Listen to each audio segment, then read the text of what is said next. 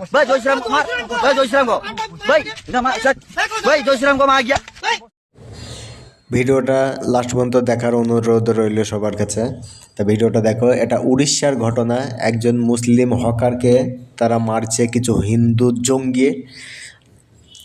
জঙ্গি তারা একটা মুসলিম যুবককে হকারকে জোর মারছে এবং জোর করে জয় শ্রীরাম বলতে বলছে।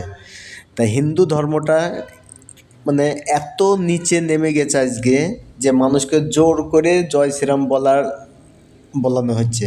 মানে তাদের ধর্মের লোক তারা নিজেরা জয় শ্রীরাম আর বলার লোক নেই, এখন অন্য ধর্মের মানুষকে তারা জয় শ্রীরাম বলাচ্ছে। তো দেখো ভিডিওটা লাস্ট পর্যন্ত। এই কোন এই কিছু দেখো নি ক জয় শ্রী রাম ক জয় শ্রীরাম এটি কোন জয় শ্রীরাম জোর ক জয় শ্রীরাম জয় শ্রীরাম জয় শ্রীরাম। আর হিন্দু ধর্মের মানে শিক্ষাটা তাদের এই রকমভাবেই নিশ্চয় দেওয়া হয়, যার জন্যে তারা এই রকম আচরণ মানুষের সাথে করে থাকে। তা নাহলে এরকম আচরণ তারা করবে কিসের জন্যে? নিশ্চয় তাদের ধর্মে এরকমভাবে বলা হয়েছে যে এরকমভাবে মুসলিম লোককে এরকম ধরে মারবি, কাটবি, জয় শ্রীরাম বলাবি, তা নাহলে তো বলবে না। নিশ্চয়ই এদেরকে এরকমই শিক্ষা দেওয়া হয়। জোর ক মার গিয়া গো মাতা মামা জয় শ্রীরাম গো মা জয় শ্রীরাম জয় শ্রীরাম জয় শ্রীরাম জয় শ্রীরাম। গরু তোদের মাতা হতে পারে, কিন্তু আমাদের তো না। তোরা তো গরুর পেট থেকেই জন্ম হয়েছে, তোদের তো মানুষের পেট থেকে তোরা তো জন্ম হসনি। তা তোদের আচরণ এরকম, এর থেকে আর কি ভালো হতে পারে? তোদের আচরণ এই থেকে আর ভালো কখনোই হতে পারে না। তোরা তো গরুর পেট থেকে জন্ম নিয়েছি, তোরা মানুষের পেট থেকে তো নিসনি।